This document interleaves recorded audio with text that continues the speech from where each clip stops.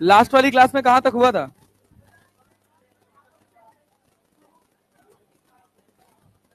कहां तक पढ़े थे लास्ट वाली क्लास में? बता तो दो।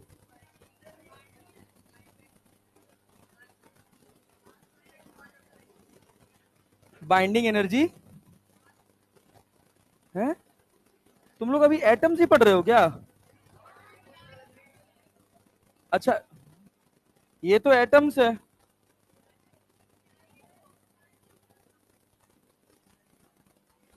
अरे दीदी, चलो आप भैया आज न्यूक्लिया ही खत्म कर दे। हाँ हाँ, बहुत आसान है, बहुत छोटा सा बच्चा। बाइंडिंग एनर्जी मेन पार्ट था, वो खत्म हो गया तो खत्म हो गया।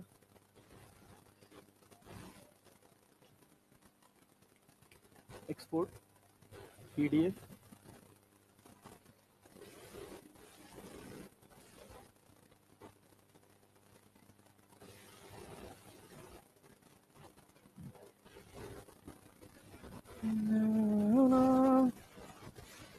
बदो के आज रो दिन हूँ।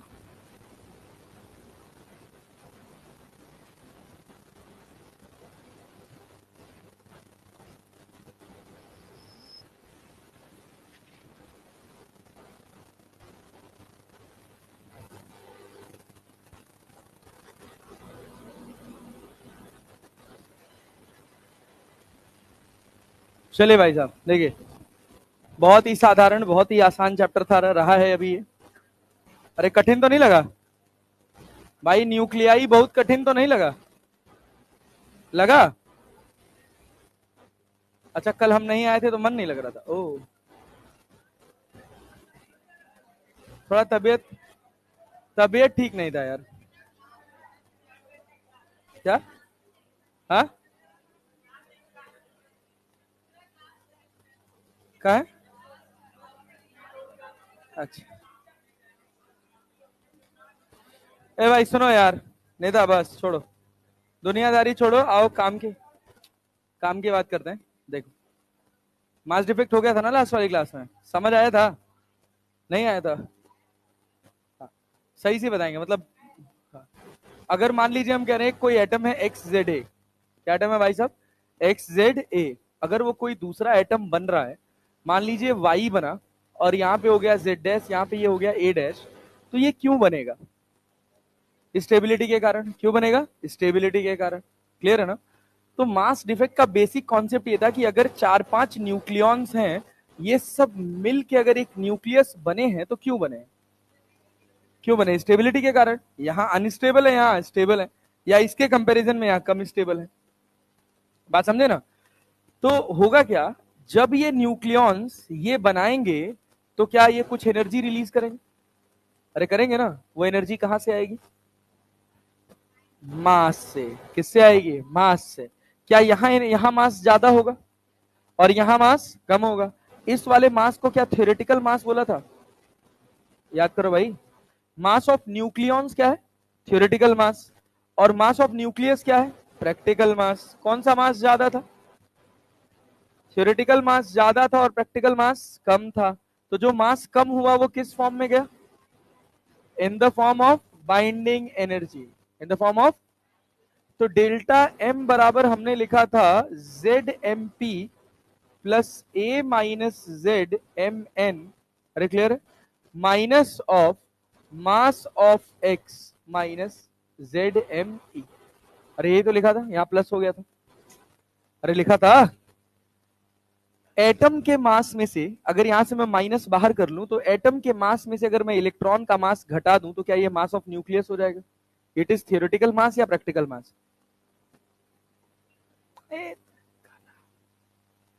गजब गधा हो बे तुम लोग। एटम के मास में से मैंने इलेक्ट्रॉन का मास निकाल दिया, तो क्या बचा? Mass of nucleus, that is practical mass. Theoretical mass क्या है? जेड प्रोटॉन्स हैं तो जेड एमपी, और ए माइनस जेड न्यूट्रॉन है तो A minus Z M N, that's it. अरे बात समझे? तो थियोरेटिकल मास में से प्रैक्टिकल मास किया तो अपने को क्या मिला? Delta M. डेल्टा एम को क्या नाम दिया? Mass defect. क्या नाम दिया? Mass defect. क्या बाइंडिंग एनर्जी याद है? ये जो मास का कमी हुआ, ये किस में गया? Delta M into C square, जिसको हमने लिखा delta M into 931.5 mega electron volt, और डेल्टा एम किस में रखा, ए एम यू। ये हमारे पास क्या हो गया, बाइंडिंग एनर्जी। क्या हो गया, बाइंडिंग एनर्जी। बाइंडिंग, इसको किनारे करते हैं। अच्छा, ये हो गया हमारे पास क्या, बाइंडिंग एनर्जी। अच्छा, कोई भी एटम कब स्टेबल होगा, जब उसकी बाइंडिंग एनर्जी ज्यादा होगी या बाइंडिंग एनर्जी पर न्यूक्लियॉन, कब ज्यादा स्टेबल होगा, बाइंडिंग एनर्जी पर न्यूक्लियॉन। बताए थे ये सब कि नहीं, बताए थे, क्वेश्चन भी करवाए थे, ज्यादा गैप हो जाता है। बाइंडिंग एनर्जी, ये क्या, ये ग्राफ समझाए थे, नहीं यही ग्राफ समझाना था, ठीक। जैसे मान लो मैं तुमसे कहूं कि तुम्हारे पास एक न्यूक्लियस है एक्स, दूसरा न्यूक्लियस है वाई। एक न्यूक्लियस है एक्स, दूसरा न्यूक्लियस है वाई। इसकी बाइंडिंग एनर्जी है 8 मेगा इलेक्ट्रॉन वोल्ट, इसकी बाइंडिंग एनर्जी है 10 मेगा इलेक्ट्रॉन वोल्ट। कौन ज्यादा स्टेबल होगा, 10 वाला, 10 वाला। अभी हमको कुछ पता, जब तक हम यहाँ एक्स जेड ए मार्क कर देते तब तक हमको कोई ज्ञान नहीं है। मान लीजिए हमने आपको यहाँ कह दिया कि ये आपके पास है 2 और ये आपके पास है 4, हमने कह दिया ये आपके पास 5 और ये आपके पास 9। बताइए कौन ज्यादा स्टेबल, क्या ये ज्यादा स्टेबल होगा, ज्यादा स्टेबल होगा। ये 10 रुपया कितने लोगों में बटेगा, 9। यहाँ 8 रुपया कितने लोगों में बटेगा, 4। किसके पास पर पर्सन ज्यादा रुपया आ रहा है, एक्स वाले के पास ना। तो एक्स का बाइंडिंग एनर्जी, एक्स का बाइंडिंग एनर्जी ज्यादा। बाइंडिंग एनर्जी की बाइंडिंग एनर्जी पर न्यूक्लियॉन, बाइंडिंग एनर्जी पर न्यूक्लियॉन किसका ज्यादा है, एक्स का ज्यादा है किससे, बाइंडिंग एनर्जी पर न्यूक्लियॉन ऑफ, बाइंडिंग एनर्जी पर न्यूक्लियॉन ऑफ वाई से। तो कौन ज्यादा स्टेबल होगा, कौन ज्यादा स्टेबल होगा, x. Stability of x will be greater than क्या, स्टेबिलिटी ऑफ वाई। अरे बात समझे कि नहीं। अच्छा, स्टेबिलिटी का एक और कारण होता है, स्टेबिलिटी का एक और कारण होता है क्या, रेशियो। नाम जानते हैं, कभी बताया था, ratio of proton and neutron. दो कारण होते हैं स्टेबिलिटी के। पहला कारण क्या हो गया, बाइंडिंग एनर्जी पर न्यूक्लियॉन, और दूसरा हो गया ratio of neutron and proton. ठीक है ना। न्यूट्रॉन टू प्रोटॉन रेशियो, जैसे यहां पे देखिए एक है कहानी से, तो ज्यादा नीचे चली गई है स्लाइड।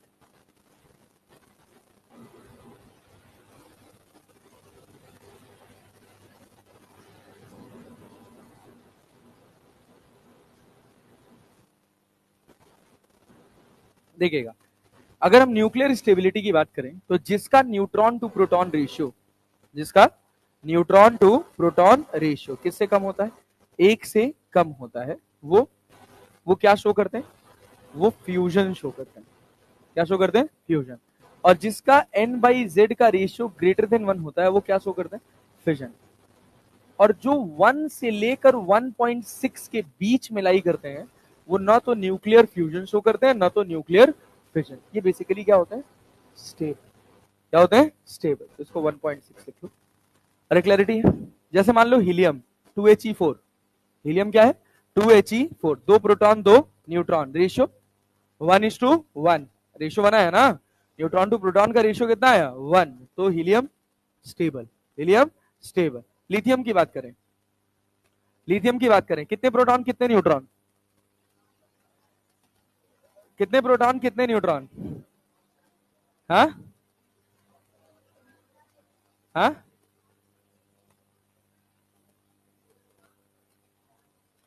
अरे दादा हो, लिथियम लिथियम लिथियम, हाँ। लिथियम में कितने प्रोटॉन्स, कितने न्यूट्रॉन्स, 4 ना, तभी तो 7 हुआ। लेकिन 3Li6 होता है ना, hydrogen helium lithium lithium, 3Li7 होता है। 3Li6 नहीं हो सकता है। आइसोटोप हो सकता है कि नहीं हो सकता है, नहीं होता है। लिथियम का आइसोटोप नहीं होता है। नहीं होता है, लिथियम का आइसोटोप नहीं होता है। सुनो सुनो, अब उतना केमिस्ट्री नहीं आता हमको। 3Li7 मतलब कितने प्रोटॉन्स? 3 प्रोटॉन्स और कितने न्यूट्रॉन्स? 4 न्यूट्रॉन्स। 3 प्रोटॉन्स और 4 न्यूट्रॉन्स, तब न्यूट्रॉन टू प्रोटॉन का रेशियो ज्यादा 1 से। कौन ज्यादा स्टेबल, हीलियम की लिथियम? हीलियम की लिथियम? Lithium helium. क्यों लिथियम क्यों? न्यूट्रॉन टू प्रोटॉन रेशियो जिसका 1 है वो सबसे ज्यादा स्टेबल है। हाँ, तो इनर्ट गैस क्यों है? तो यही कैरेक्टरिस्टिक है ना। तो हीलियम ज्यादा स्टेबल होगा, जिसका 1:1 का रेशियो होगा वो सबसे ज्यादा स्टेबल होगा। उससे थोड़ी स्टेबिलिटी कम होती है अगर आप 1 से लेकर 1.6 तक जाते हैं, बट वो किसी तरह का फ्यूजन फिजन शो नहीं करते, बट कम स्टेबल होते हैं। अब सुनिए, जैसे यहां पे लिख रहा है Y2He4 nucleus is more stable then 3Li4 nucleus. किसका भाई? The stronger nuclear force is 3Li4 लिखा है। 3Li4 में कितने प्रोटॉन्स हैं और न्यूट्रॉन्स कितने हैं? एक।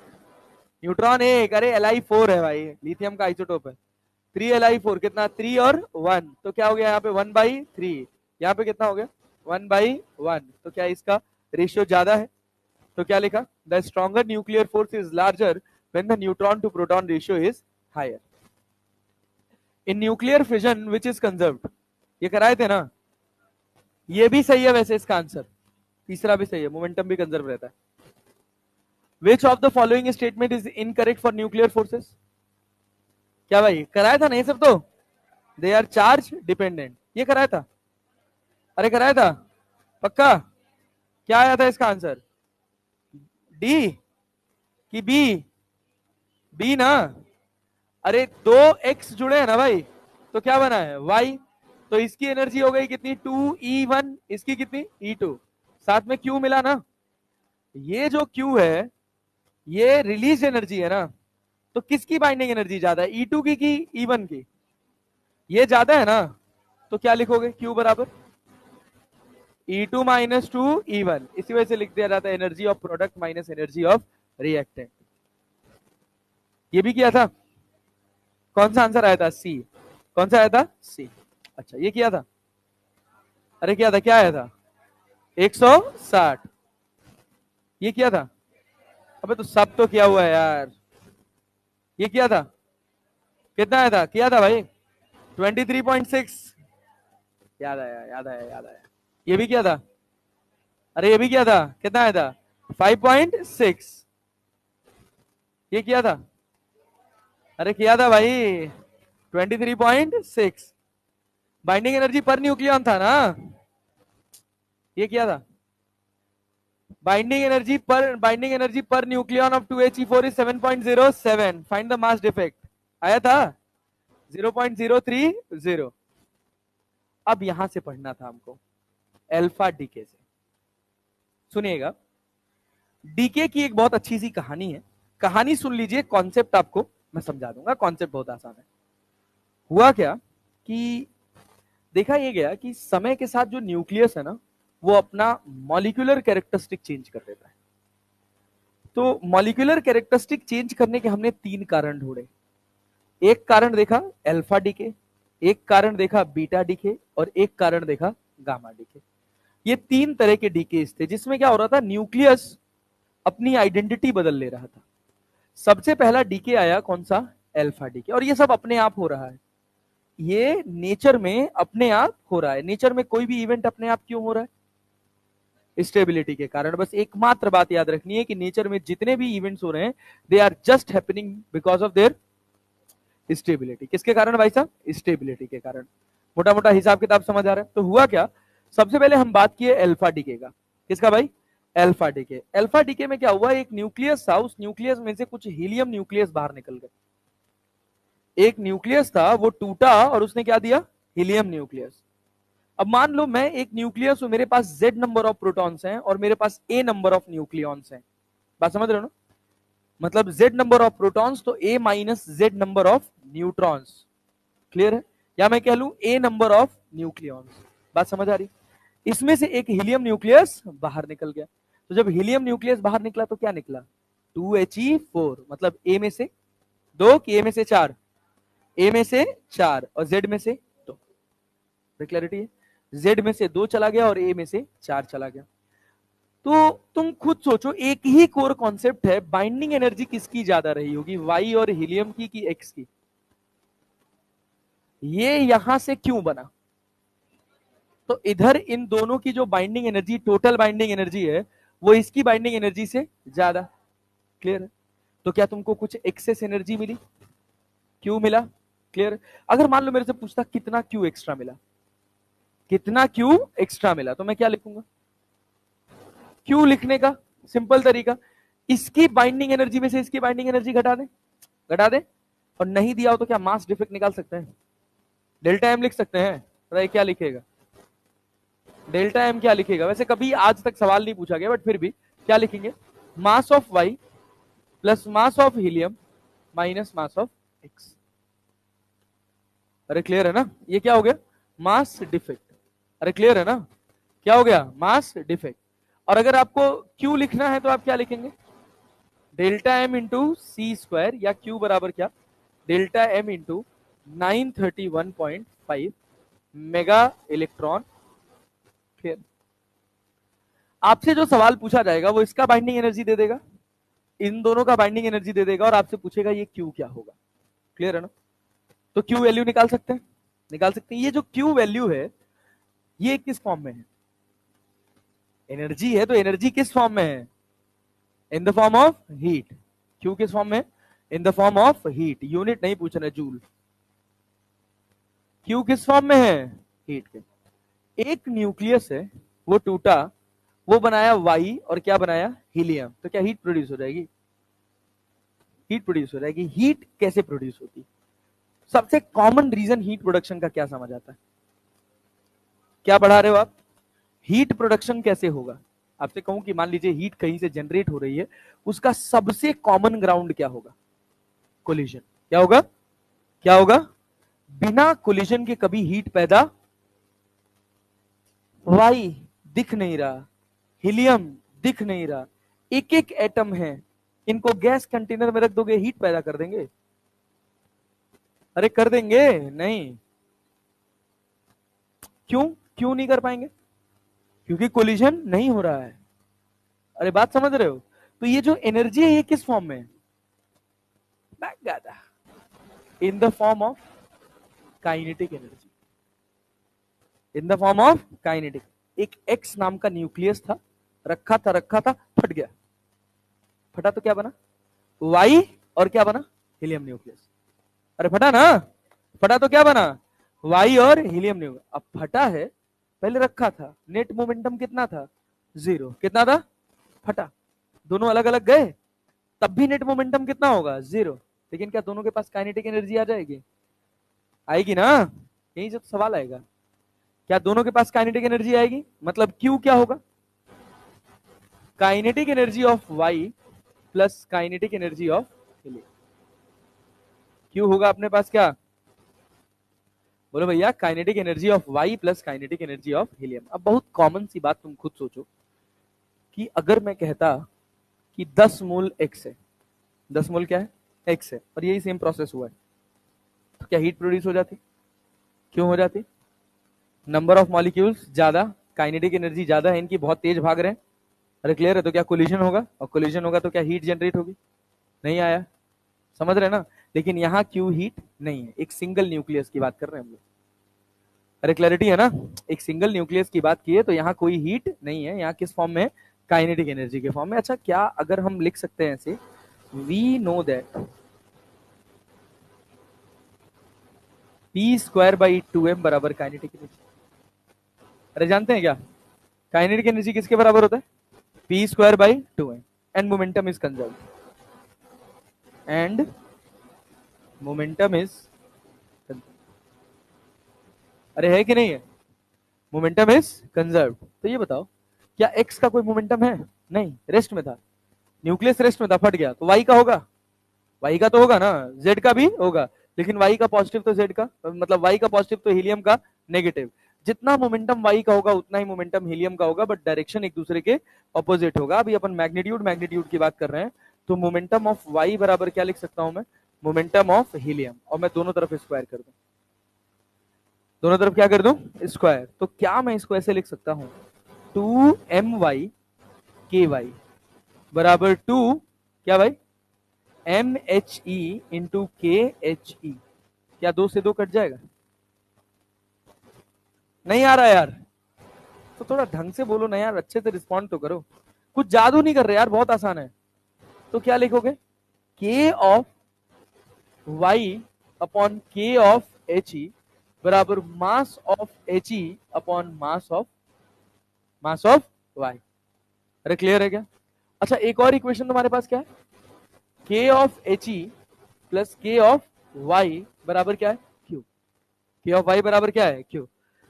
अगर मेरे पास ये दो इक्वेशंस है ना, तो मैं डायरेक्टली लिख सकता हूं k ऑफ y जो होगा वो मास of helium upon mass of helium plus mass of y into Q होगा। और काइनेटिक एनर्जी ऑफ हीलियम लिखना होगा तो मैं लिख सकता हूं मास of y upon mass of helium plus mass of y into Q.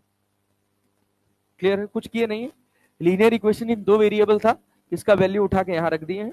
आपको जनरल बात समझाने के लिए एक टर्म समझा दें, इसको आप ध्यान रख लीजिएगा कि अगर कहीं ऐसे लिखा है a प्लस बी बराबर सी और a बाई बी बराबर क्या लिखा है, x बाई वाई, तो सातवीं आठवीं क्लास में नौवीं क्लास में बच्चों को पढ़ाया जाता है, जब वो linear equation in two variable solve करना सीखते हैं तो एक प्रोडक्ट में होता है और एक डिवीजन के टर्म में होगा, एक एडिशन के टर्म में होगा, तो उनको कहा जाता है कि तुम ऐसे वैल्यू रख के मत सॉल्व करो। क्लियर है ना? उसका एक तरीका है क्या, a के सामने क्या है, x, तो a का वैल्यू लिखना है x upon x plus y into c. B के सामने क्या है, y, तो y upon x plus y into c. ये लिखने का तरीका होता है। अरे ठीक है, ठीक तो नहीं है, कहो ठीक नहीं है ना? ठीक है, चलो सोच समझ के बताना। मास ऑफ हीलियम क्या लिखे, 4 amu divided by mass of helium कितना है, 4, प्लस मास ऑफ वाई कितना है, a माइनस 4, 4 से 4 कट जाएगा, 4q बाई a। बहुत बढ़िया फॉर्मूला, मतलब डायरेक्टली फॉर्मूला पूछ लिया जाता है या डायरेक्टली फॉर्मूले में वैल्यू रखवा लेगा आपसे। क्लियर? अब यहां सुनिए, mass of Y a minus 4 upon a into Q. अरे ये तो पूरा a ही होगा ना, दो फॉर्मूले बहुत इंपॉर्टेंट। क्लियर? अरे बात समझे, पल्ले पड़ा? अच्छा, यहां पर एक एक्सपेरिमेंट किया गया, यहां पर एक एक्सपेरिमेंट परफॉर्म किया गया, बहुत दमदार एक्सपेरिमेंट था और उसने बहुत भौकाली कंक्लूजन दिया। क्या देखा, Y nucleus, Y kinetic energy of Y कितना निकला, 4q by a। Helium nucleus का कितना निकला, a minus 4 by a into q. मतलब every helium nucleus have this amount of kinetic energy. अरे होगा कि नहीं? इस रिएक्शन में लाई करने वाले हर एक हीलियम न्यूक्लियस का क्या ये काइनेटिक एनर्जी होगा? अरे होगा ना। तो हमने कहा कि एक और बात होती है, उसमें क्या होता है कि अगर किसी चार्ज पार्टिकल को किसी मैग्नेटिक फील्ड में फेंका जाए ना तो गोल घूम जाती है। किसी भी चार्ज पार्टिकल को, क्या भाई, किसी भी चार्ज पार्टिकल को अगर किसी मैग्नेटिक फील्ड में फेंकें तो वो चार्ज पार्टिकल के अंदर बॉडी सर्कुलर पाथ पर गोल घूम जाती है। तो हमने एक एक्सपेरिमेंट किया, जिसने भी बनाया उसने कहा एक काम करो, एक रीजन बनाओ जिसमें मैग्नेटिक फील्ड हो। ऐसे रीजन लिया, इस रीजन में मैग्नेटिक फील्ड बनाया, ठीक है ना? और इस मैग्नेटिक फील्ड में उसने, इस रीजन में उसने दो होल्स कर दिए, एक यहां किया एक यहां किया, रैंडम नहीं किया, कैलकुलेट करके कि भाई अगर हम हीलियम न्यूक्लियस को कितनी काइनेटिक एनर्जी से फेंक रहे हैं, a minus 4 by a into Q नाम की काइनेटिक एनर्जी से फेंक रहे हैं, तो क्या होगा, इसकी कुछ ना कुछ रफ्तार होगी। क्या ये बात फिक्स है कि हर हीलियम न्यूक्लियस की काइनेटिक एनर्जी khe है तो सबकी रफ्तार सेम होगी? सबकी रफ्तार सेम होगी। जब इनको इस मैग्नेटिक फील्ड में फेंका गया तो भाई जब रफ्तार सेम है तो एक फॉर्मूला होता है रेडियस का, mv by QB. Magnetic field में जब फेंका जाता है तो ये रेडियस का फॉर्मूला होता है। आपको सिंपल ये बात समझनी है कि अगर सारे हीलियम न्यूक्लियस एक रफ्तार से इसके अंदर एंटर किए हैं तो जहां से एक बाहर निकला वहीं से सब के सब बाहर निकलेंगे। नहीं आया? समझ आ रहा है? तो हमने क्या किया, यहां से हमने न्यूक्लियस को, जो हीलियम न्यूक्लियस था, उनको यहां से पास कराया और देखा कि कैलकुलेटेड रेडियस पे जहां हमने होल किया था वहां से सारे के सारे हीलियम न्यूक्लियस बाहर निकले। क्लियर है क्या?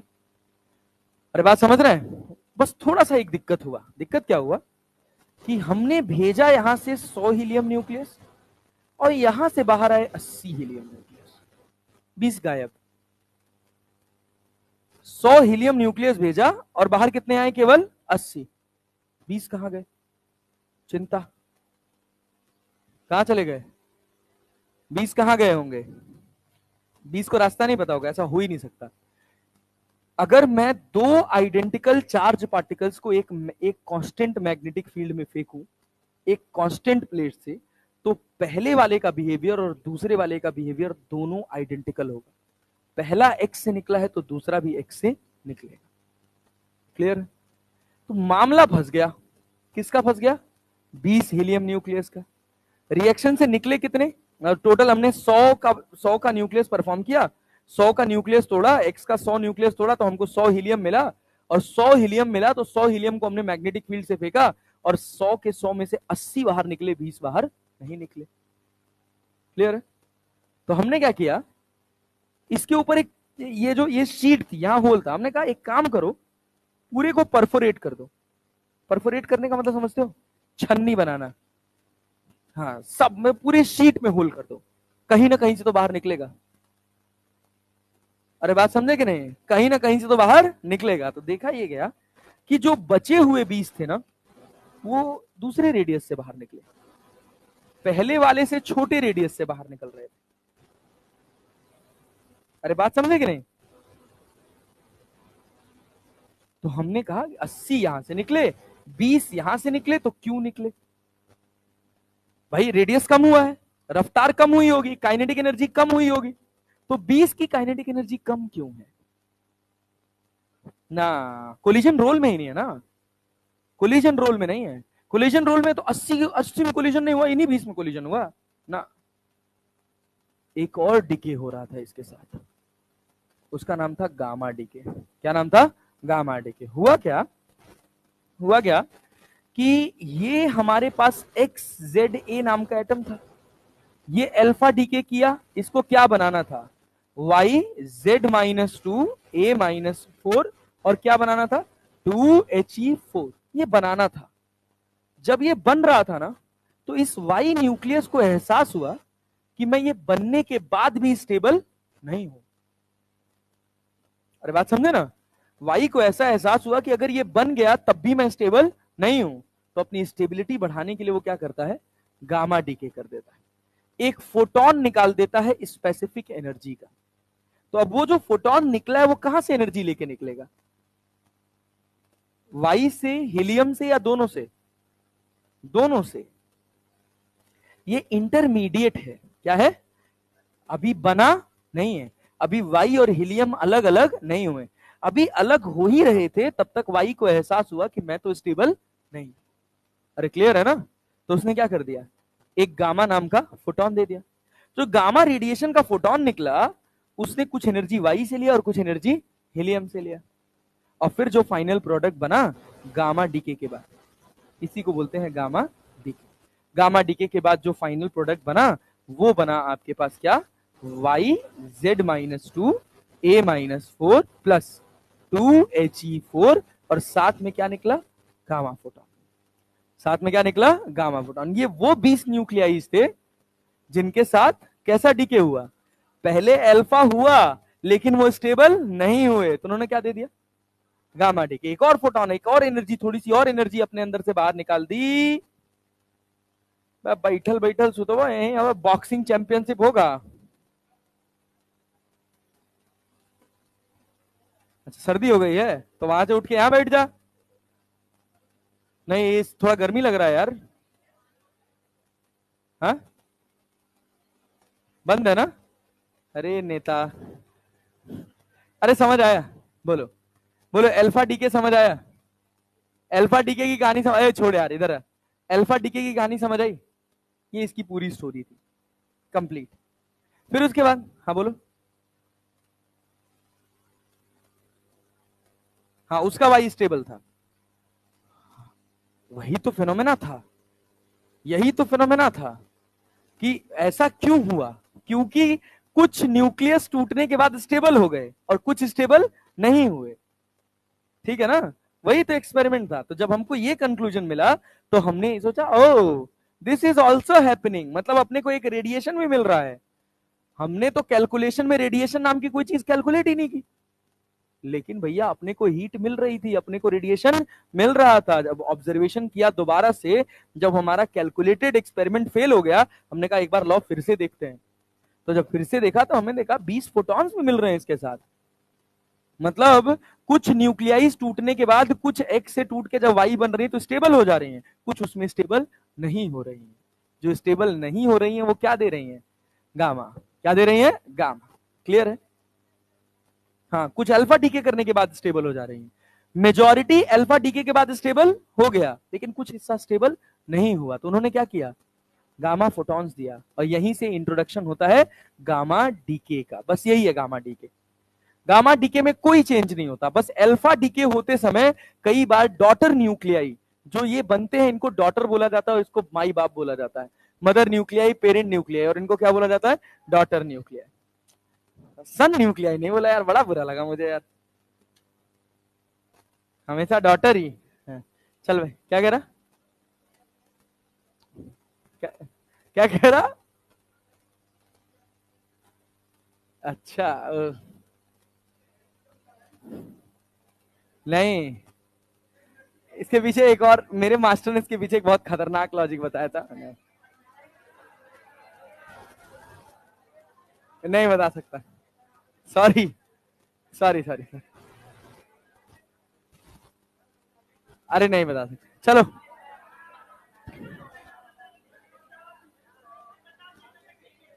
नहीं नहीं लिखना नहीं है, अभी रुको, पूरी कहानी सुनेंगे उसके बाद लिखेंगे, एकदम रिलेटेबल लगेगी पूरी कहानी।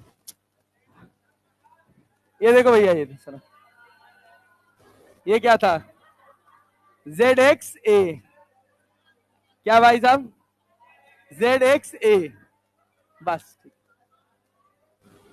भाई सुनो, बीटा डीके में बीटा डीके में दो तरह के डीके हुए, एक बीटा नेगेटिव और एक बीटा पॉजिटिव।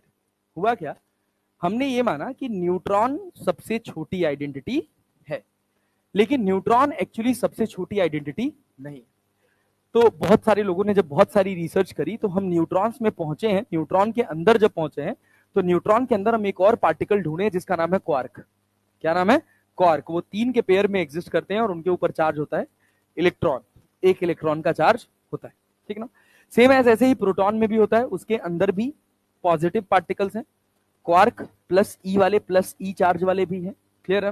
बहुत सारी बातें हैं, बहुत सारी कहानियां हैं जिनके बारे में अभी हम नहीं जानते हैं, उनके बारे में हम ज्यादा बात नहीं करेंगे। हम बस वही बात कर रहे हैं जो हमको देखने को मिला।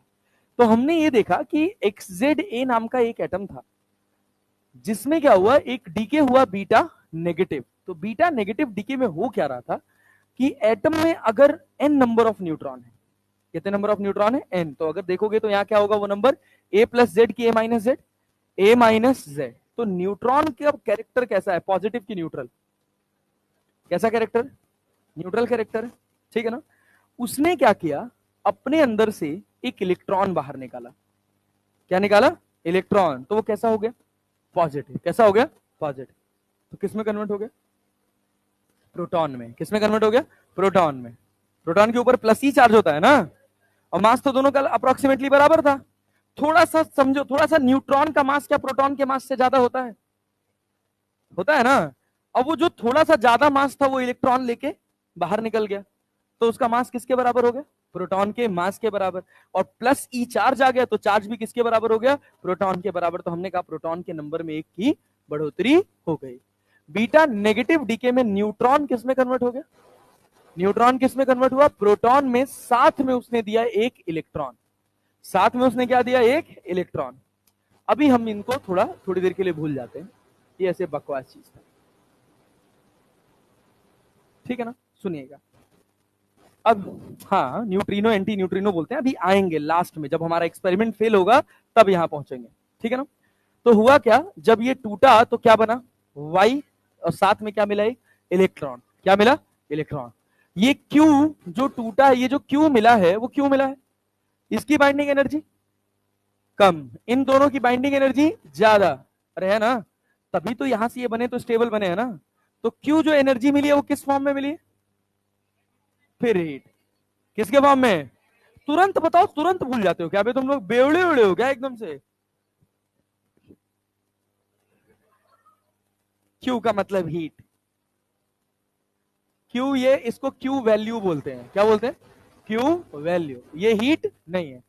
ये क्यू किसके फॉर्म में, kinetic energy of Y and kinetic energy of electron, clear है ना, kinetic energy of Y and kinetic energy of electron. अब मैं directly kinetic energy of Y लिखूंगा, क्या, mass of electron upon mass of electron plus mass of Y into Q, अरे लिखूं, और kinetic energy of electron क्या लिखूंगा, mass of Y upon mass of Y plus mass of E into Q, पुराना process as it is.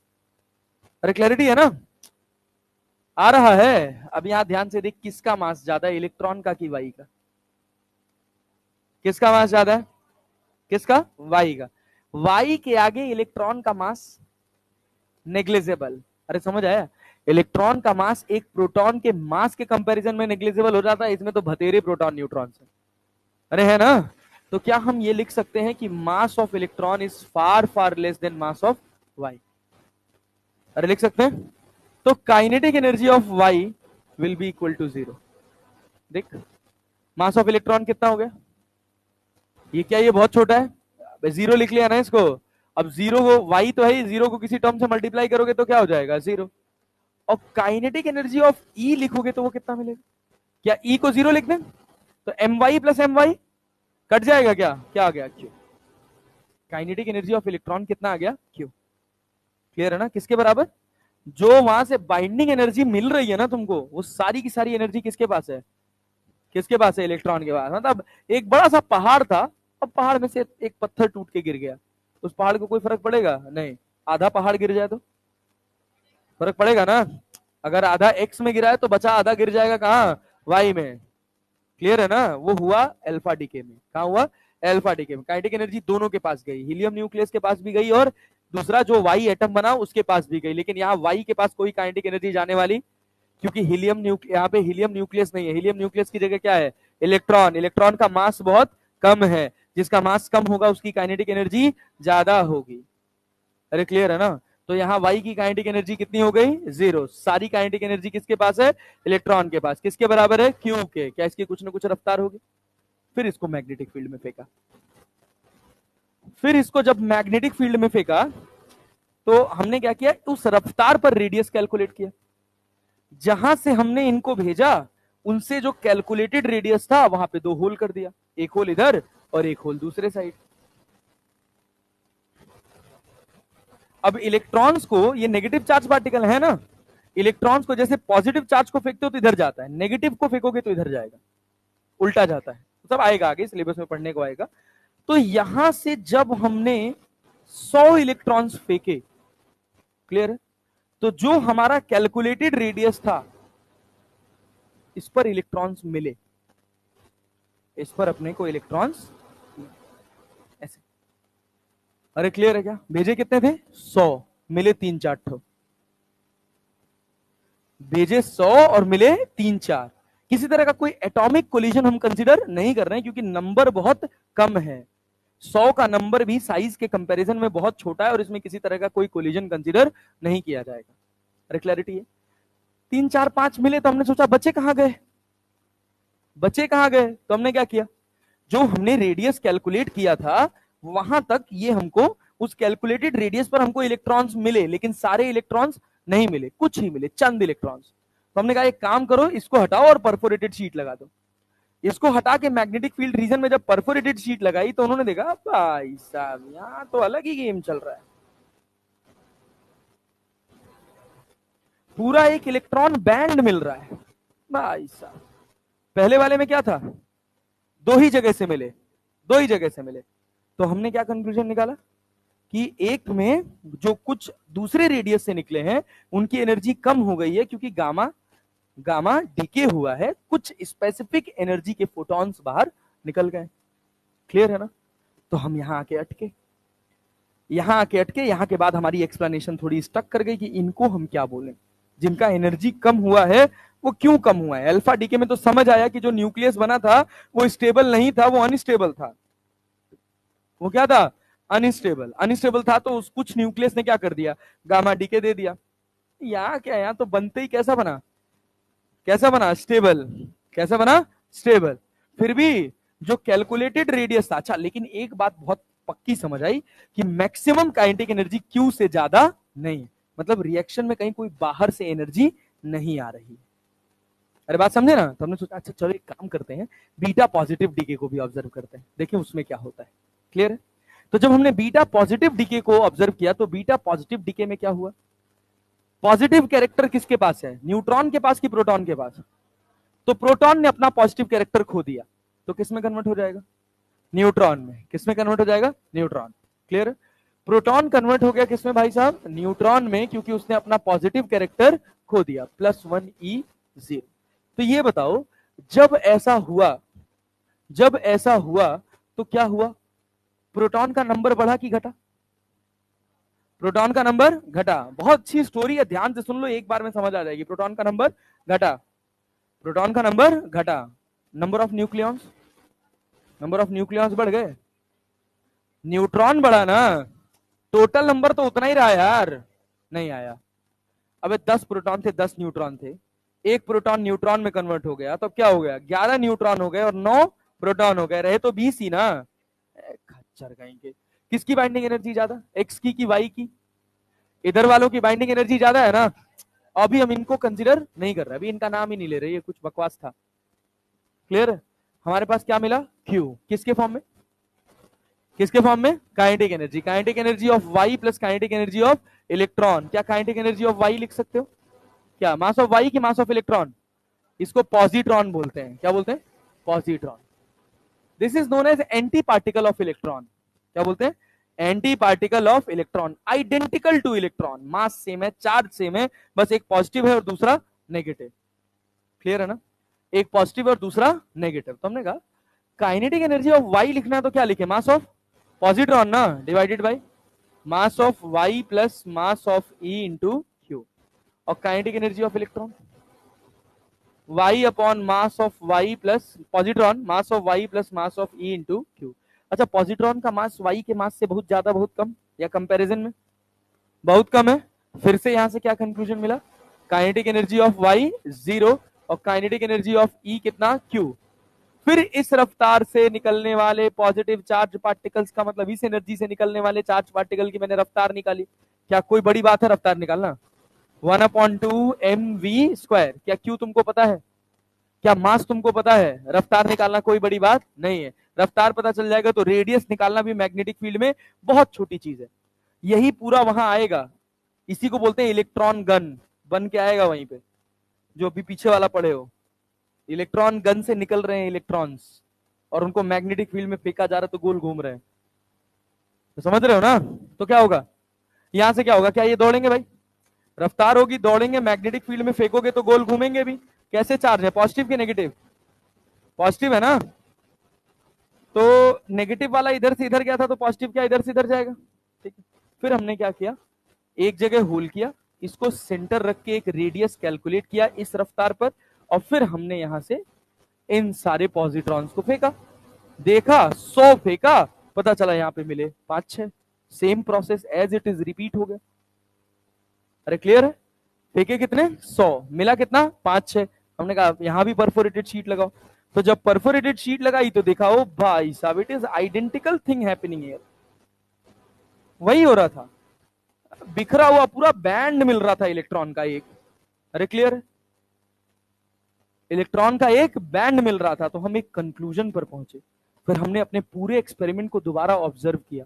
तो जब observe किया तो हमने देखा कि यहां पर भी इसके साथ कुछ फोटॉन्स निकल रहे हैं जो वेरिएबल एनर्जी के हैं। कैसी एनर्जी के हैं? कभी वो ज्यादा एनर्जी लेके निकल रहे हैं, कभी वो कम एनर्जी लेके निकल रहे हैं। अरे बात समझे? इसीलिए मुझे ये सब्जेक्ट बहुत पसंद है, क्योंकि इसमें किसी को कुछ पता नहीं है, सब एक एक्सपेरिमेंट कर रहे हैं, फेल हो जा रहे हैं और फिर उसके बाद एक दूसरा कंक्लूसिव एविडेंस बना रहे हैं और अपने आप को सही साबित कर रहे हैं। सब्जेक्ट में ये सब अपने आप को सही साबित करने की होड़ में लगे हुए हैं। तो जब यहां देखा तो फिर एक्सपेरिमेंट को जब दोबारा ऑब्जर्व किया तो देखा, ओ भाई साहब, इसमें फोटॉन भी मिल रहे हैं। अरे क्लियर है, फोटॉन्स भी मिल रहे हैं। तो कहा कि बीटा पॉजिटिव में जो फोटॉन्स मिल रहे हैं ना, उनका नाम रख लो न्यूट्रिनो। क्या नाम रख लो? न्यूट्रिनो। इसका एंटी पार्टिकल है क्या? Anti neutrino. क्या है भाई साहब? Anti neutrinos. इनका रेस्ट मास क्या है? फोटोन जैसे हैं, just like photon. Rest mass कितना है? 0। दूसरा क्या बोला गया इसको कि it is anti particle of neutrino के एंटी न्यूट्रिनो? न्यूट्रिनो ना, नाम ही इसका क्या है? Anti neutrino. वैसे मतलब अगर पढ़ा जाए ना तो न्यूट्रिनो और एंटी न्यूट्रिनोज में कोई बहुत कैरेक्टरिस्टिक डिफरेंस नहीं होता है। दोनों दोनों ही एनर्जी लेके चलते हैं, दोनों इलेक्ट्रिक फील्ड मैग्नेटिक फील्ड में डेविएट नहीं होते हैं, बट एक नेगेटिव बॉडी से एसोसिएटेड है और एक पॉजिटिव बॉडी से। और नेचर कहती है कि यहाँ जो एग्जिस्ट करता है वो सब सिमेट्री में करता है, तो उसको ध्यान में रखते हुए हमने एक का नाम रखा न्यूट्रिनो, तो दूसरे का नाम रखा एंटी न्यूट्रिनो, और कहा anti neutrino is anti particle of neutrino. अरे क्लियर है क्या? अच्छा, इसका एनर्जी कांस्टेंट है कि वेरिएबल? हैविंग कांस्टेंट एनर्जी की variable energy? Having variable energy. अरे कांस्टेंट एनर्जी होती तो गामा डीके जैसा होता ना, फिर कुछ यहां से निकले तो कुछ एक जगह से निकलते, लेकिन सबकी इन सारे इलेक्ट्रॉन्स की एनर्जी बिखरी हुई है। मतलब इस रिएक्शन के होते समय ही इसमें क्या निकल रहे हैं? न्यूट्रिनोज और एंटी न्यूट्रिनोज, जिनका एनर्जी रेंज है 0 से लेकर मैक्सिमम तक, जहां तक भी जा रहा है, डिपेंडिंग अपॉन कि कैसा रिएक्शन हो रहा है। हाँ, 0 से लेकर क्यू तक बोल सकते हैं, क्यू नहीं बोल सकते हैं बच्चा, ठीक है ना? क्यू से क्यू कहां पहुंच पाएगा? क्यू कभी नहीं होगा, क्यू से कम ही रहता है। हैविंग वेरिएबल एनर्जी, सिंपल, इतनी बात पकड़ के रखो कि रेस्ट मास कितना होगा? 0। एंटी पार्टिकल किसका है? न्यूट्रिनो का, जिसका जिसका मतलब वेरिएबल रेंज, एनर्जी रेंज कैसा है? कांस्टेंट की वेरिएबल सेम एज यहां पे क्या बोला? न्यूट्रिनो। क्या बोला भाई साहब? न्यूट्रिनो। और इसका रेस्ट मास कितना?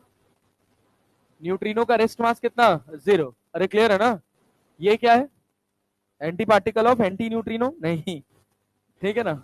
एनर्जी कैसी है? कांस्टेंट की वेरिएबल, हैविंग वेरिएबल एनर्जी। ये गेम था भाई साहब, बीटा पॉजिटिव और बीटा नेगेटिव डीके में। समझ आया? अरे पल्ले पड़ा? नहीं आया? हाँ, ये सब क्या करवाया जाता है? Beta positive beta negative decay करवाया नहीं जाता, अपने आप होता है।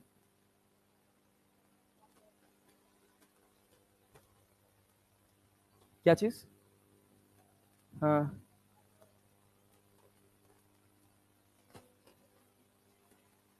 ऊपर में भी 0 मतलब मैं समझा नहीं। हाँ, क्या?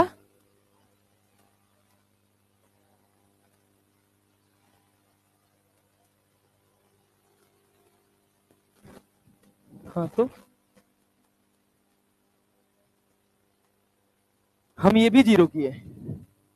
हाँ, एम वाई प्लस 0 क्या होगा? एम वाई, और यहाँ एम ई 0। क्या चीज? अब हमारा मुंह फूट जाएगा दादास, हम सोचे कुछ इसमें कुछ पूछेगा गणित में। ये सुनो, देखा देखा देखा, नेताई देखो उनको पीछे से। सुन सुन सुन, काइनेटिक एनर्जी ऑफ वाई क्या है? M e upon m Y plus m e है। हम कह रहे mass of electron is far far less than क्या? Mass of y. इसका सिंपल मतलब क्या है कि मैं एम ई की जगह क्या लिख दूंगा? क्लियर है? एसएचएम जब हम पढ़ रहे थे तो हम क्या कह रहे थे कि x बहुत छोटा है, तो डिनोमिनेटर में x को 0 करना है, लेकिन न्यूमरेटर में x को 0 नहीं करना है, क्योंकि उस x के साथ और बहुत सारे नंबर्स मल्टीप्लाई हो रहे थे। यहां me के साथ कोई नंबर मल्टीप्लाई नहीं हो रहा है, कोई फिजिकल क्वांटिटी मल्टीप्लाई नहीं हो रही। बात समझे ना? और दूसरी बात क्या है कि यहां तो me 0 कर दिए तो my से तो my कट ही गया। समझ गए क्या? न्यूट्रिनो, अरे उनको एक ऑसिलेटर के थ्रू ऑसिलेट कराया जाता है। पार्टिकल्स होते हैं, फोटोन पार्टिकल्स ही है। नहीं दीदी, ये अलग अलग बैंड के इलेक्ट्रॉन्स निकले हैं, तो एनर्जी कम हुआ है, तो ये एनर्जिया ये न्यूट्रिनो नाम का पार्टिकल वाले के बाहर गया है। बुझे हैं? ज्यादा हो गया नहीं, इतना नहीं पढ़ना था। क्या चीज? सही है। हाँ बोलो बोलो, क्या चीज? तो यहां तो पॉजिट्रॉन निकलेगा, यहां क्या क्या निकलेगा? पॉजिट्रॉन निकलेगा, पिछले वाले में इलेक्ट्रॉन निकलेगा। अच्छा, ओ, अबे पॉजिट्रॉन लिखे तो पॉजिट्रॉन ही निकलेगा ना यार, इलेक्ट्रॉन कहां से निकल जाएगा? अच्छा हम बोले हैं क्या इलेक्ट्रॉन? अबे तो भावनाओं को समझा कर रहे यार तुम यार। यहां क्या निकला? इलेक्ट्रॉन। क्या निकला? अबे जो एमिट हुआ है वही तो निकलेगा ना यार, उसी को तो यहां से फेंके हो। यहां से इलेक्ट्रॉन्स फेंके और यहां से क्या फेंके हो? पॉजिट्रॉन्स।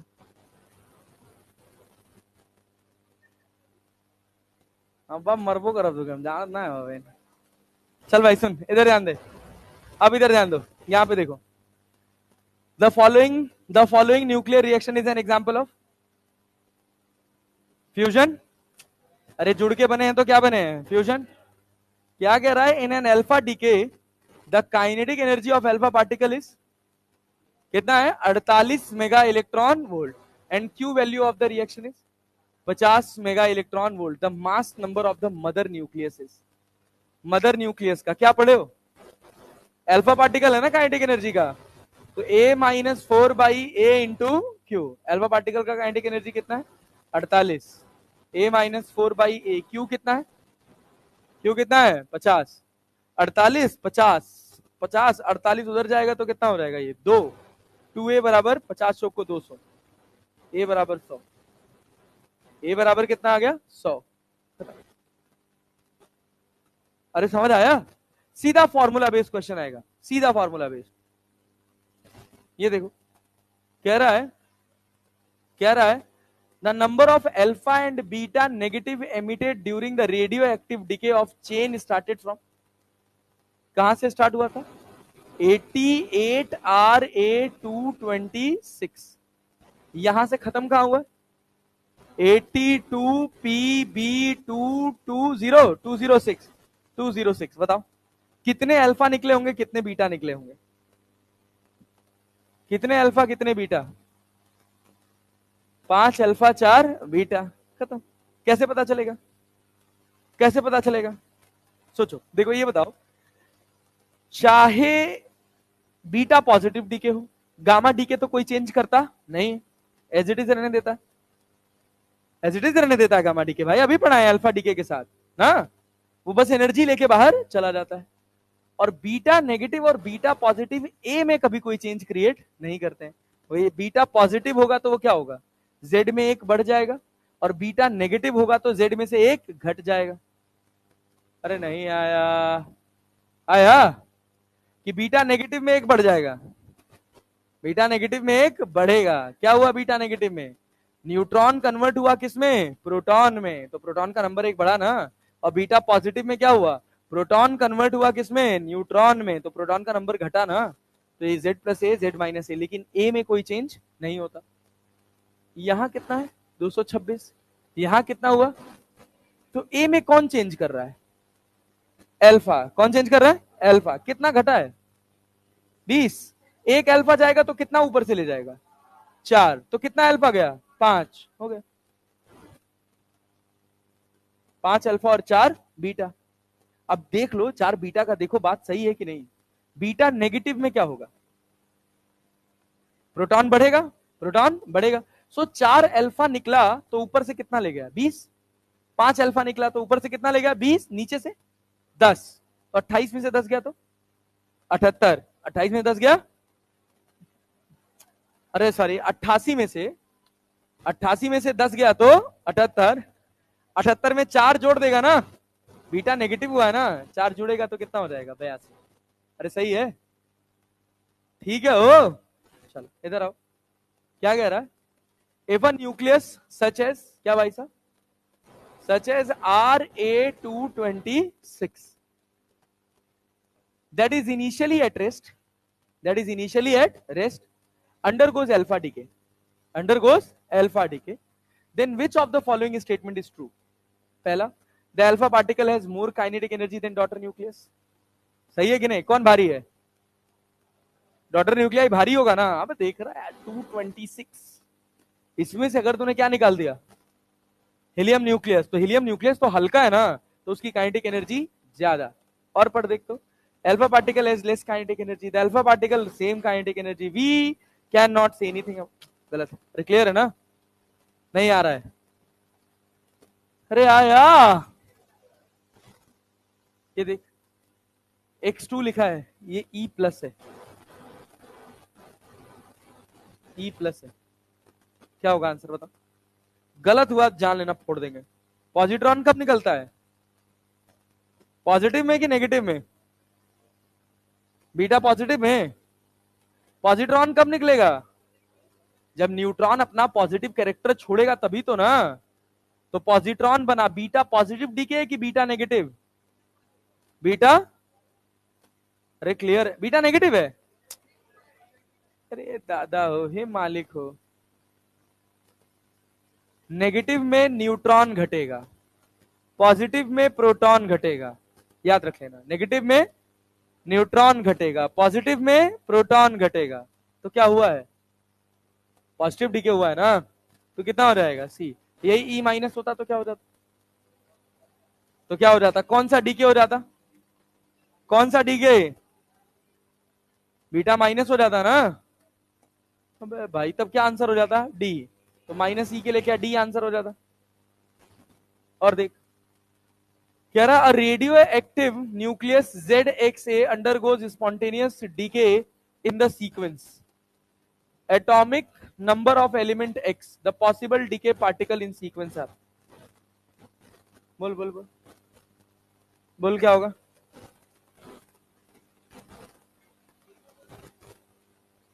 क्या भाई, क्या पहला वाला कौन सा? प्रोटॉन घटा है तो बीटा पॉजिटिव। यहां देख, जेड में 2 बढ़ा है क्या? 2 बढ़ा है तो क्या है? अल्फा। और प्रोटॉन घटा है क्या कि बढ़ा है? -3 +1 हुआ है ना, तो ये क्या हो गया? Beta negative. अरे क्लियर है ना? तो कौन सा आंसर है? ए। कुछ भनक नहीं लग रहा है ना? ना दीदी, कुछ नहीं लग रहा ना? हाँ, क्या कह रहा? अरे मुंह देख के बता दे भाई।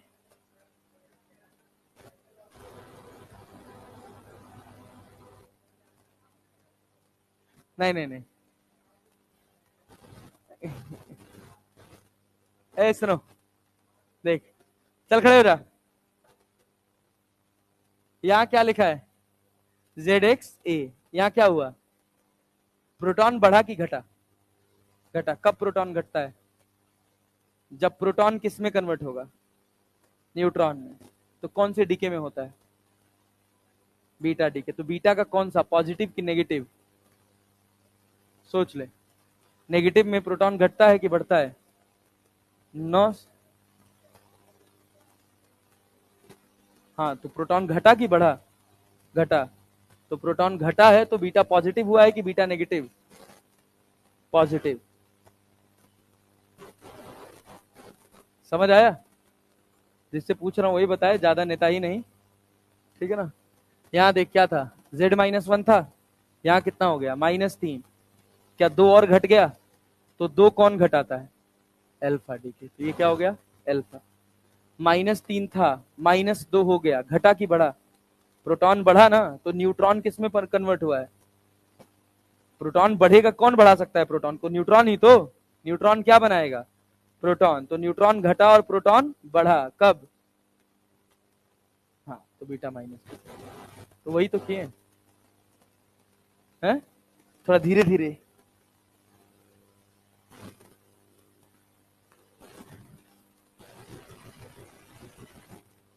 रुक जाइए अभी लिखिएगा। हाँ सुनिए सुनिए सुनिए, अरे कुछ बचा नहीं, खत्म हो गया भाई। और क्या? हाँ अब सेमीकंडक्टर से स्टार्ट होगा अगली वाली क्लास, कल से अभी खत्म नहीं हुआ। अभी सुनो कहानी, सुनो एक बार फिर से कहानी सुनो, कहानी सुनो, कहानी सुने रहोगे, सवाल कोई सा भी उठाओगे, कहीं से उठाओगे, सब बन जाएगा। कहानी सुने रहो, समझे रहो। सबसे पहला डीके कौन सा पड़ा? या क्या ये ह्यूमनली कंट्रोल्ड है या अपने आप ही हो रहा है? अपने आप हो रहा है ना। हम कंट्रोल, हमारी औकात नहीं कि हम न्यूट्रॉन से एक इलेक्ट्रॉन बाहर निकाल दें। अरे बात समझ रहे हो ना? हाँ, हम तो बेचारा अभी न्यूट्रॉन को तोड़ने में ही परेशान है, टूट ही नहीं रहा है। अरे क्लियर है? उसी के लिए सबसे बड़ा एक्सपेरिमेंट कर डाले बिग बैंग। बिग बैंग बहुत बड़ा एक्सपेरिमेंट था, बहुत भयंकर एक्सपेरिमेंट था, लेकिन सफल ही नहीं हो पाया, क्योंकि हम उसको तोड़ने के लिए, न्यूट्रॉन को तोड़ने के लिए, आर्टिफिशियली तोड़ने के लिए जितनी काइनेटिक एनर्जी चाहिए, उस एनर्जी से अगर आप किसी पार्टिकल को दौड़ा देंगे तो उसका मास कहां चला जाएगा in comparison to the speed of light, और वो हो जाएगा इनफाइनाइट। क्या हो जाएगा? इनफाइनाइट। तो हम उतनी रफ्तार किसी को दे ही नहीं पा रहे थे। तो ये सब जो प्रोसेस हो रहे हैं, जितना डीके हो रहा है, ये सब नेचुरल फिनोमेना है, ये सब अपने आप हो रहा है। सबसे पहला कौन सा? बीटा। सबसे पहला अल्फा डीके। सबसे पहला कौन सा decay? Alpha decay. Alpha decay जब हुआ तो भैया एक्स की बाइंडिंग एनर्जी कम थी, वाई और हीलियम की जो टोटल बाइंडिंग एनर्जी थी वो ज्यादा थी, क्योंकि ये ज्यादा स्टेबल थे। इसी वजह से एक्स टूटा तो क्या बनाया? वाई और एच ई। और जो एनर्जी रिलीज हुई वो क्यू कहलाई, उसका नाम रखा गया क्यू वैल्यू। क्या नाम रखा गया? Q value. ये एनर्जी वाई और एच ई के पास किस फॉर्म में है? इन the form of kinetic energy. क्या काइनेटिक एनर्जी ऑफ वाई लिख सकते हैं? mass of helium upon mass of y plus mass of helium into q, same as kinetic energy of helium लिखना हो तो mass of y upon mass of y plus mass of helium into q। Clear? Kinetic energy of y अपने को मिला 4q by a, kinetic energy of helium मिला a minus 4 by a into q। Clear है क्या?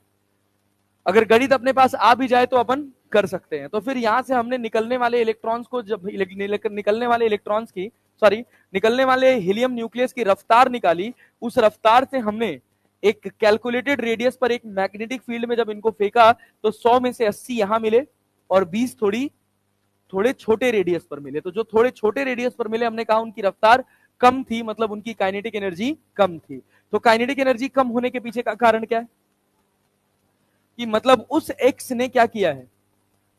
उस x ने क्या किया है? कुछ कुछ एनर्जी डेसिपेट किए, तभी तो एनर्जी कम हुआ है ना। तो एक्स जब बन रहा था वाई, तो उसने देखा कि मैं जो बन रहा हूं वो स्टेबल नहीं हूं, तो उसी समय उसने क्या एमिट कर दिया?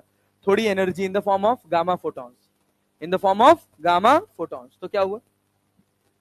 क्या हो गया भैया? अब जो हीलियम निकला उसकी एनर्जी थोड़ी और कम हो गई, तो वो कम रेडियस पर बाहर निकला। पहला कंक्लूजन। अरे क्लैरिटी है? दूसरी बात क्या, इसके बाद अगला डीके हमने क्या पढ़ा? Beta negative decay. Beta negative decay में न्यूट्रॉन किस में कन्वर्ट हुआ? प्रोटॉन में। न्यूट्रॉन ने क्या अपना नेगेटिव कैरेक्टर खोया? अरे क्लियर है क्या? न से न्यूट्रॉन, न से नेगेटिव, न से beta decay, beta negative decay. ऐसे ही याद किया है ना? गधा हो क्या? न से न्यूट्रॉन, न से नेगेटिव, न से नेगेटिव डीके, तो बीटा नेगेटिव डीके। तो न्यूट्रॉन, न्यूट्रॉन बढ़ेगा कि घटेगा? न्यूट्रॉन घटा। न्यूट्रॉन डिके हुआ तो घटा, तो क्या बनाया? प्रोटॉन। तो प्रोटॉन में एक नंबर बढ़ गया, क्या हो गया? Z+1। साथ में निकला एक इलेक्ट्रॉन। साथ में क्या निकला? एक इलेक्ट्रॉन। अरे न्यूट्रॉन ही तो इलेक्ट्रॉन दिया, अपना नेगेटिव कैरेक्टर देगा तभी तो पॉजिटिव बनेगा। तो नेगेटिव कैरेक्टर में क्या दिया? इलेक्ट्रॉन। साथ में एक पार्टिकल दिया जिसका नाम क्या रखा? न्यूट्रिनो की anti neutrino? Anti neutrino. Electron के साथ निकला था, नेगेटिव के साथ निकला था, इस वजह से नाम इसका क्या रख दिया? Anti neutrino. पॉजिट्रॉन के साथ निकला था तो क्या नाम रख दिया? न्यूट्रिनो। अरे क्लैरिटी है ना? Because nature loves symmetry, nature love symmetry. Kinetic energy लिखने में कोई समस्या? अरे क्लियर है क्या? काइनेटिक एनर्जी ऑफ वाई कितना? 0। हीलियम का कितना? क्यू। क्लियर है? जो हमने, सॉरी हीलियम कह रहा हूं यार, इलेक्ट्रॉन का काइनेटिक एनर्जी ऑफ इलेक्ट्रॉन कितना? क्यू। जो हमने कैलकुलेट एनर्जी किया था, जो हमने एनर्जी मिला था, उस एनर्जी से जो हमने रफ्तार कैलकुलेट की, क्या उस रफ्तार पर कुछ इलेक्ट्रॉन्स बाहर निकले? अरे इस रफ्तार से जो रेडियस निकाला था उस पर कुछ इलेक्ट्रॉन्स बाहर निकले कि सारे बाहर निकले? कुछ बाहर नहीं निकले, कुछ क्या बिखर गए? बिखर इस वजह से गए क्योंकि इनके साथ कौन निकल रहा था? एंटी न्यूट्रिनो, एक ऐसा फोटोन जिसका एनर्जी कैसा है, कांस्टेंट की वेरिएबल, कभी ज्यादा एनर्जी लेके जा रहा है कभी कम। तो क्या वो इलेक्ट्रॉन्स की अलग अलग इलेक्ट्रॉन्स की अलग अलग रफ्तार वेरी करा रहा है? कोई स्पेसिफिक जोन नहीं है, रफ्तार बिखरी हुई है। अरे बिखरी हुई है ना, तो क्या हो गया, इलेक्ट्रॉन्स, इलेक्ट्रॉन्स अलग अलग एनर्जी के इलेक्ट्रॉन्स यहां से बाहर निकले। पूरा इलेक्ट्रॉन के एमिशन का एक बैंड देखने को मिला अपने से। अब यहां पर देखो क्या हुआ, बीटा पॉजिटिव डीके, तो क्या हुआ यहां पर, प्रोटॉन किस में कन्वर्ट हुआ, न्यूट्रॉन में, साथ में उसने क्या दिया, पॉजिट्रॉन, साथ में क्या दिया, पॉजिट्रॉन, और एक फोटोन पार्टिकल जिसका नाम क्या रखा, न्यूट्रिनो, क्या नाम रखा।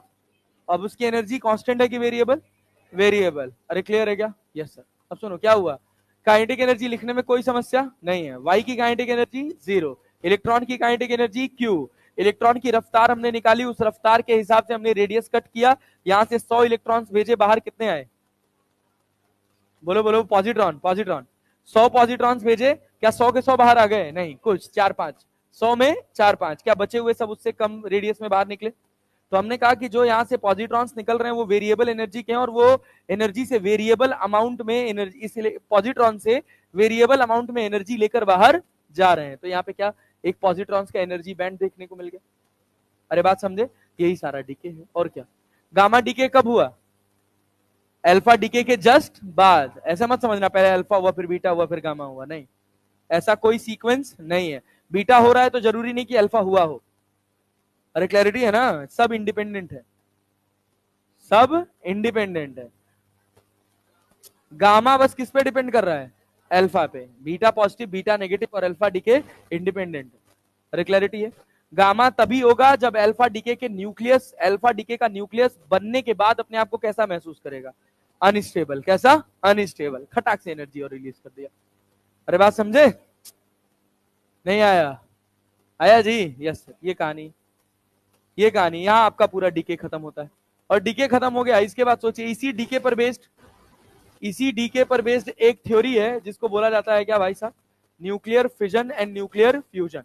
सब पढ़ चुके हैं, न्यूक्लियर फिजन और न्यूक्लियर फ्यूजन पढ़ चुके हैं। न्यूक्लियर फिजन क्या है, एक यूरेनियम 235 जो हमारे आसपास एग्जिस्ट करता है, मतलब इतने आसपास नहीं, जो एग्जिस्ट करता है, जो अपने को नेचर में मिलता है, वो यूरेनियम 235 मिलता है, जो 36 से थोड़ा सा ज्यादा स्टेबल होता है। जैसे ही इसके ऊपर एक न्यूट्रॉन की बम्बार्डमेंट, एक हाई स्पीड न्यूट्रॉन इसको टकराता है ना, तुरंत ये क्या बनता है, 92 टू 36, और तुरंत इसके न्यूक्लियस के अंदर खलबली मच जाती है। अरे क्लियर है। और फिर वो क्या करता है, टूट जाता है, अनस्टेबल हो जाता है। अनस्टेबल होकर टूटेगा तो क्या बना रहा है, बेरियम और क्रिप्टॉन, और साथ में क्या दे रहा है, 3 न्यूट्रॉन। साथ में क्या दे रहा है, 3 न्यूट्रॉन। अब सोचो, बेरियम, क्रिप्टॉन और न्यूट्रॉन, सबसे ज्यादा मास किसका है, सबसे ज्यादा बेरियम का, उससे कम क्रिप्टॉन का, और न्यूट्रॉन का सबसे कम। सबसे ज्यादा काइनेटिक एनर्जी, सबसे ज्यादा काइनेटिक एनर्जी न्यूट्रॉन्स की। क्या 3 हाई स्पीड न्यूट्रॉन्स हैं। अब एक चैम्बर है, उसके अंदर 1 किलो यूरेनियम रखा है, 1 किलो यूरेनियम रखा है एक चैम्बर में।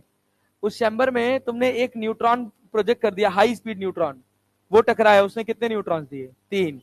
धीरे धीरे निकलेगा वो 3, आराम आराम से या बहुत तेज, बहुत ज्यादा काइनेटिक एनर्जी है ना, तो क्या करेगा, अगले 3 यूरेनियम को हिट करेगा। फिर वो 3 यूरेनियम से कितने निकलेंगे, 27। अरे क्लियर है ना। और वो 27 फिर अगले 27 को हिट करेंगे, तो एक एक से कितना निकल रहा है, 3, तो 27 इंटू 3। अरे क्लियर है ना, हाँ, ऐसे बढ़ता चला जाएगा ना। अब ये कैसी रिएक्शन हो गई, चेन रिएक्शन, अनकंट्रोल्ड रिएक्शन, हमारे कंट्रोल में नहीं है। यही होता है न्यूक्लियर ब्लास्ट में। हाँ, हिरोशिमा नागासाकी में यही हुआ था। तो हुआ क्या, बम, और वो बहुत कम पावर का बम गिरा था। तो जब बम गिरा, तो भाई बम गिरेगा, ब्लास्ट होगा, रेडिएशन निकलेगा। तो जो लोग डायरेक्टली उसके कांटेक्ट में आ गए, उनका तो अच्छा था, मर गए, खत्म।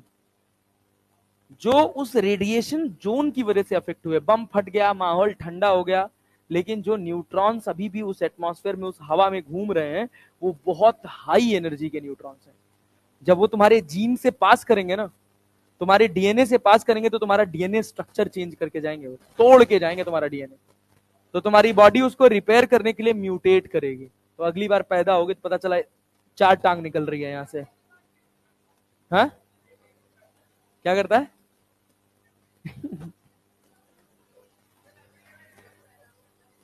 हाँ, अब बहुत कम है, अब तो बहुत कम है।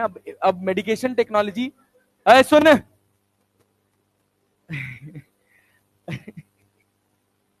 अब मेडिकेशन टेक्नोलॉजी इतनी एडवांस हो गई है कि अब उसको लगभग 1% तक रिड्यूस करके कर दिया गया। बट वो जोन बहुत अफेक्टेड था, बहुत हल्का न्यूक्लियर बॉम्ब था। और आज के समय लोगों के पास जो एडवांस वेपन्स है ना, हर कंट्रीज के पास, छोड़ दें पूरा पूरा देश निपट जाएगा भाई, दो चार आस पड़ोस वाले भी निपट जाएंगे। मजा आ जाएगा नहीं? हाँ हाँ, फायदा क्या होगा, कुछ नहीं, वर्चस्व की लड़ाई में होगा। तो इसी वजह से तो कि अगला अगला वॉर हुआ, अगला वर्ल्ड वॉर हुआ, तो फिर धरती रहने लायक नहीं बचेगी। हाँ। और अगली लड़ाई पानी की है। Next fight is going to be for water. अगर कुछ कुछ बहुत एडवांस टेक्नोलॉजी नहीं आई जो ओशियंस के पानी को बहुत मास लेवल पे पीने लायक पानी बना सके, तो बहुत समस्या नहीं होगी। हाँ, कम प्राइस है, मुद्दे वाली बात कम प्राइस है, तो एफिशिएंटली, इसी तो यही तो मतलब हुआ। अब सुनिए भैया, ये हो गया। अब देखो, सुनो सुनो सुनो, ये जो एनर्जी निकल रही है, ये एनर्जी इनके पास किस फॉर्म में? Kinetic energy. किसके फॉर्म में? Kinetic energy. अब ये न्यूट्रॉन्स बहुत हाई रफ्तार से भाग रहे हैं, इनकी भी स्पीड ठीक ठाक है, बहुत ज्यादा नहीं, न्यूट्रॉन के कंपैरिजन में कम है, बट है। तो ये अगर नंबर्स इनका ज्यादा है तो क्या कोलिजन होगा? कोलिजन होगा तो क्या जनरेट होगा? हीट। और उस हीट से हम गर्म करेंगे पानी। हाँ, उस हीट से हम क्या करते हैं? पानी गर्म करते हैं, फिर उस पानी को वेपर्स में कन्वर्ट करके उनको टरबाइन ब्लेड्स के ऊपर प्रोजेक्ट किया जाता है, फिर इलेक्ट्रिसिटी जनरेट की जाती है। बस फायदा इतना है कि जब ये बर्न करते हैं तो इसके साथ क्या मिल रहा है? बेरियम और क्रिप्टॉन्स। ये मेटल्स होते हैं जो कि हाईली स्टेबल होते हैं। जब ये गर्म होते हैं तब तो ये अपनी हीट से आपको नुकसान पहुंचा सकते हैं, लेकिन जब ये ठंडा हो गए तो ये किसी भी तरह से आपको नुकसान पहुंचाने वाले नहीं है। फिर भी बाई प्रिकॉशनरी मेजर इनको उठाया जाता है, इनको सील पैक किया जाता है, बायोडिग्रेडेबल मटेरियल में डाला जाता है और डाल के इनको जमीन के अंदर 70 फीट 80 फीट 90 फीट गड्ढे खोद खोद के वहां इनको भर दिया जाता है कि डायरेक्टली वो फ्री एटमॉस्फेयर में एक्सपोज ना हो। मान लो ये रेडिएट नहीं कर रहे हैं, लेकिन इनके एसोसिएटेड न्यूट्रॉन्स भी तो हो सकते हैं ना जो रेडिएट कर जाएं, तो वो दिक्कत कर सकते हैं। But this phenomena is very safe और इसमें किसी तरह का कोई पोल्यूटेंट बाहर नहीं निकलता। कोल से जब आप इलेक्ट्रिसिटी जनरेट करते हैं, जब कोल से पानी गर्म करते हैं, sulphur, carbon dioxide, carbon monoxide, phosphorus, पता नहीं कौन कौन सी गैस निकलती है। अरे बात समझ रहे हैं? जो हमारे लिए बहुत नुकसानदायक है। तो ये हमारे लिए एक प्योर फॉर्म ऑफ एनर्जी हो जाता है। अब ये देखिए, नीट 2020 में सवाल पूछा गया था, जिसने ये रिएक्शन मात्र पढ़ी होगी उसका सही आंसर कर पाएगा। 92 235 टूटा है, क्या बना? क्रिप्टॉन। और दूसरा क्या बना? बेरियम। अरे क्लियर है क्या? अगर अपने को नहीं भी पता हो तो क्या अपन रिएक्शन से बना सकते हैं? साथ में कितने न्यूट्रॉन्स निकले, क्या ये बोल दिया है? कितना? Bombard with neutron generate 3 neutrons. 3 neutrons निकाल दिया, मतलब क्या? 0 n1 के 3 सेट निकाल दिए, मतलब ऊपर वाले में से 3 घट गया और क्या घट गया? 89 घट गया। तो 89 और 3 कितना हो गया? 92 ना। तो 235 में से 92 घटा दोगे तो कितना आ जाएगा? 93। 144 कैसे भाई? क्या गलत कर दिया? आ जाएगा। 3 न्यूट्रॉन्स निकाले मतलब कितना? 92 ना। तो 144 कहां आ रहा है? ज्यादा आ रहा है? ये बताओ, न्यूट्रॉन निकला है, कितने न्यूट्रॉन्स निकले हैं? 3। तो लेकिन गिरा भी तो एक न्यूट्रॉन है, तो 235 और एक कितना हुआ? 236। तो 236 में से 92 घटाओगे तो 144 आएगा। ठीक है ना? अब यहां पे आती है अपने पास न्यूक्लियर फ्यूजन। क्या होता है? Nuclear fusion. ये वो रिएक्शन है ड्यूटीरियम का जिसको हम धरती पर करा पाए हैं कि जब 2 हाइड्रोजन एटम्स मिलते हैं तो वो क्या बनाते हैं? एक हीलियम का आइसोटोप 2he3, साथ में देते हैं एक न्यूट्रॉन और कुछ एनर्जी। कुछ एनर्जी कितनी है? 3.3 मेगा इलेक्ट्रॉन वोल्ट। जो एनर्जी हमें देखने में बहुत छोटी लग सकती है, लेकिन इस पार्टिकल के हिसाब से वो बहुत ज्यादा है। अरे क्लियर है? यही फेनोमेना हम धरती पे करा पाए, और इसको भी कराने के लिए जो टेम्परेचर चाहिए होता है वो लगभग 4000 से 6000 डिग्री सेल्सियस चाहिए होता है। हीट करते हैं यार, हीटिंग इफेक्ट है, प्रोड्यूस करते हैं। इतने टेम्परेचर पे ये फिनोमेना होता है। तो ऐसा माना जा रहा है कि कुछ ऐसे, जब हम स्पेस में भेजेंगे किसी भी ऑब्जेक्ट को, तो उसको अगर हमको स्पेस में भेजना है तो उसको हमको ज्यादा एनर्जी, ज्यादा समय तक एनर्जी देनी पड़ेगी। बहुत दूर अगर किसी चीज को भेजना है तो उसके लिए हम क्या करेंगे? Nuclear fusion, hydrogen fuels. अरे बात समझ रहे हो ना? तो न्यूक्लियर फ्यूजन उनको ले जाएंगे चैम्बर में, जब जब वहां से डिटैच होता है, जब स्पेस क्राफ्ट से रॉकेट्स डिटैच होते हैं, जो रॉकेट्स लेके जाते हैं स्पेस क्राफ्ट को, जब वो डिटैच होते हैं तो वो ब्लास्ट करते हैं। तो उनको रॉकेट के साथ लगा के, उनको सैटेलाइट के साथ लगा के उनके अंदर ऐसा ब्लास्ट फिनोमेना जनरेट करो कि उसकी फर्नेस के अंदर इतना टेम्परेचर डेवलप हो जाए कि ये दोनों जुड़ जाएं। और जब जुड़ जाएंगे तो क्या दे देंगे? हीलियम। एक बार रिएक्शन स्टार्ट हो गई तो चलती रहेगी, चलती रहेगी, चलती रहेगी। ये भी चेन रिएक्शन। बात समझे? जो जो होता है सन पर, सन पे जो होता है वो ये है, एक 1H2 एक ड्यूट्रॉन एक ट्राइशियम से क्या करता है? फ्यूज होता है, तो वो 2He4 हीलियम बनाता है और 17.6 मेगा इलेक्ट्रॉन वोल्ट की एनर्जी जनरेट करता है। समझ रहे ना? अब हुआ क्या, ये बना क्या? 2He4 रिएक्टिव है कि नॉन रिएक्टिव है? हीलियम हीलियम हीलियम रिएक्टिव होता है? नॉन रिएक्टिव है ना, इनर्ट है ना भाई। Highly stable, highly stable. कभी ऐसा नाम सुना है गांव में, या कभी ऐसे लोग बोलते हैं तारा टूट रहा है, जो इच्छा मांगनी है मांग लो? मांग लो ना। तो वो जो रोशनी आपको दिखती है ना, कभी दिख जाती है टूटते तारे की, वैसे जनरली दिखती नहीं है। हवाई जहाज जा रही होती है, घर वाले बेवकूफ बना देते हैं। दिख जाए अगर, हाँ, जैसे कुछ जोन्स में देखने को मिल जाती है। जैसे पोल्स के जब आप करीब होते हो ना, तो पोल्स के करीब, अर्थ के पोल के करीब होगे, तो ये फेनोमेनाज आपको जनरली देखने को मिल जाते हैं। जहां हम एग्जिस्ट करते हैं, यहाँ चांसेस बहुत रेयर होते हैं, बट फिर भी दिख जाए तो अलग बात है। देखें तो सुनिए, तो हम बता रहे हैं होता क्या है। देखें नहीं देखें वो छोड़िए, हम बता रहे हैं होता क्या है। कहते हैं टूटता तारा। क्या कहते हैं? टूटता तारा।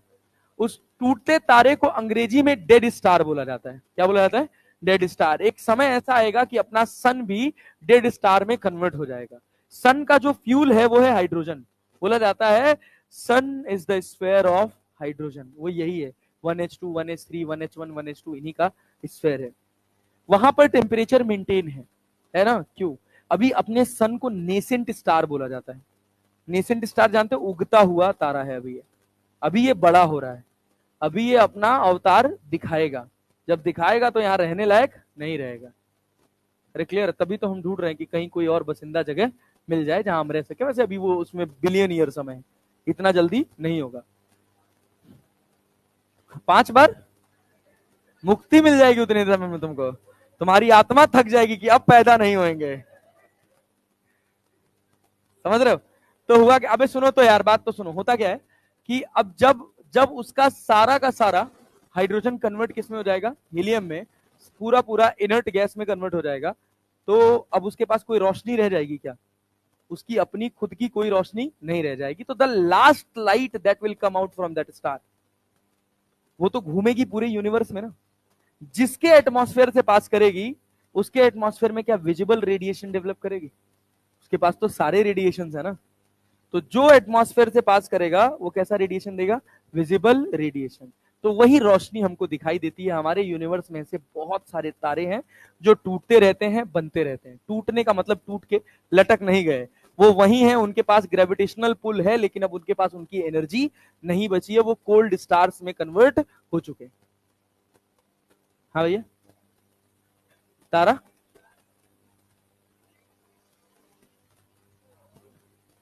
रात को क्यों दिखता है? अबे गधेड़े, ये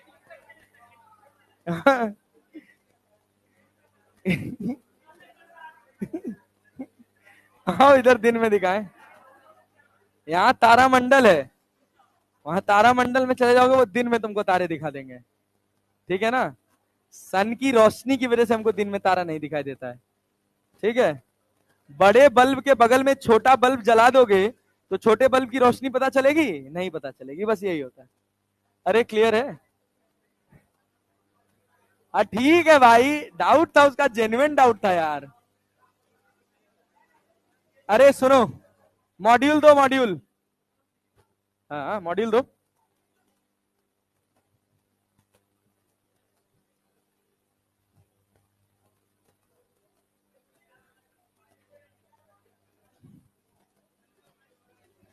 भाई साहब,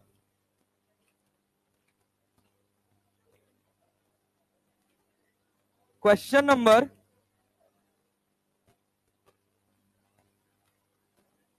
क्वेश्चन नंबर 96 से लेकर 128 तक, 96 से लेकर 128 तक हो गया। अब इधर मार्क करिए, आगे मार्क करिए, कोई पेन दे दो या लिख लेना भाई जिसका ये है। 128 तक, 128 के बाद 100, 132, 133, 134, 135, 136, 137, 138, 139, फिर 143, 143। हाँ भाई ठीक है, हाँ इंग्लिश में बता दे रहे हैं। 132, 133, 134, 135, 136, 137, 138, 139, 143, 144, 145, 146, 147,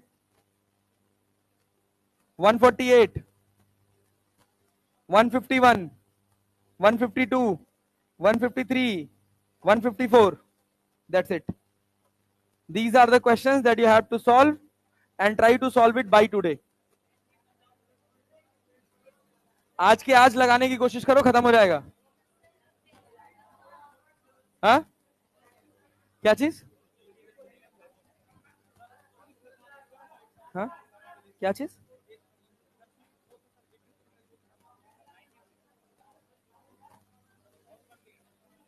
छोटा, हाँ छुट्टी। अरे वाह, अब कुछ हमको दे दीजिए सर। हाँ ओ भैया सुनो तो, बैठो तो, घर जा क्या करोगे इतनी जल्दी यार? 5 मिनट रुको, 5 मिनट में कुछ बदल नहीं जाएगा। हम कह रहे हैं कल 2 घंटे की क्लास है ना अपनी। हाँ कल और परसों, 2 दिन के अंदर हमको सेमीकंडक्टर्स का थ्योरी खत्म करना है पूरा। मैं नोट्स दे के आऊंगा, आराम से हो जाएगा, बहुत थोड़ी सी थ्योरी है, ज्यादा है नहीं। थोड़ा थोड़ा करंट इलेक्ट्रिसिटी पढ़ के आना यार, simple V equals to Y यार। कल तुम कुछ मत करना यार, तुम छोड़ो यार, तुम निठल्ले हो, बस खाली तुम ये सवाल लगा के आना यार, लगा के आना, डाउट डिस्कस कर लेंगे, ठीक है ना? जाओ घर, एंजॉय।